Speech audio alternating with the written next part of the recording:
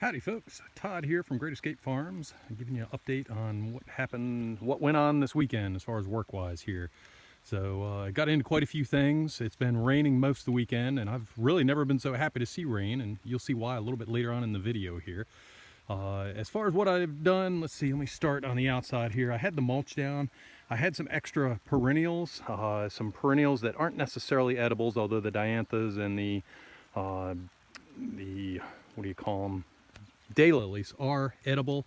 You have to be careful which cultivar you have, because with hybrids and everything else, some of them are no longer edible. So I'll do a separate article on those particular plants later. But for right now, they're edible for humans, but not edible for deer. So they're what they call deer resistant. So they don't drive deer away, but they're not deer favorites. So hopefully they'll get big. And what I'm trying to do is just build a little barrier, a little wall here of different things that deer don't like to keep them interested. Also, I came through and I labeled some of my annual plants here. Let me see if I can zoom in on this one. Don't know if you can see that or not, but basically it is like a tongue depressor. And I just wrote on there in ballpoint on one side and Sharpie on the other what the plant was and which particular pot it came out of from my seed starter. I started all my annuals in my basement at home. So I know the tongue depressors won't last horribly long. I'm hoping that they'll at least last while these plants are growing over the summer, and then at that point they're wood, they can just rot into the ground. I don't care. One of the other things I got into is, I don't know if you can see it back there, I got some hay. I put some topsoil down last week on an area of a trench that was starting to settle.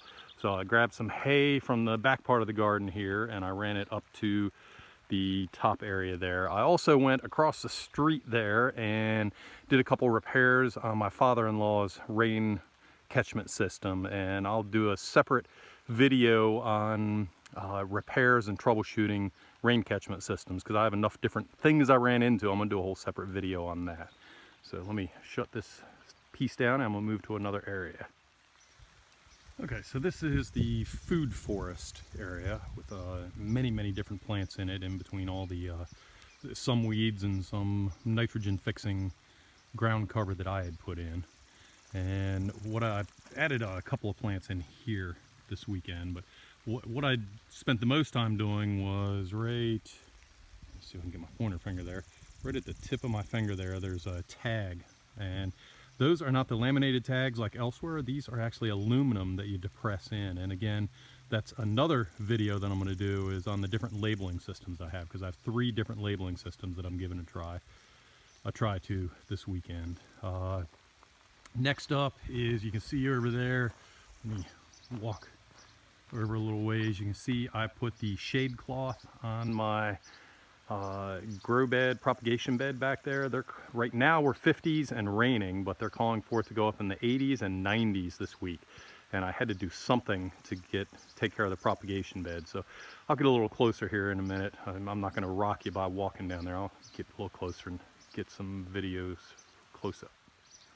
Okay, here we are with the propagation bed. So what I did here is I put shade cloth over the top, and I tie wrapped them down just to hold them, to keep them from sliding as I was putting the rest of the stuff on. And you can see here there's actually a 4x2 fence, galvanized fence over the top of it.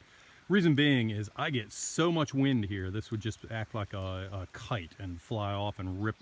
If all I did was the wire ties in several spots, it would just rip it off. So these are just wrapped around here on my existing cattle panels here, and it's taut, so it's actually holding this down in place. So I should be good. I did one section of fence in the front, one section of fence in the back, and on the back piece here I have another section. But it's working with fence is rather unpleasant in itself, and it's even more unpleasant when it's raining. So I did enough here just to get me through the next couple of weeks, so I can get back here and make this look prettier. So you can see I got extra hangover up here on top, and it just doesn't look aesthetically pleasing, and everything's kind of hanging out at the bottom.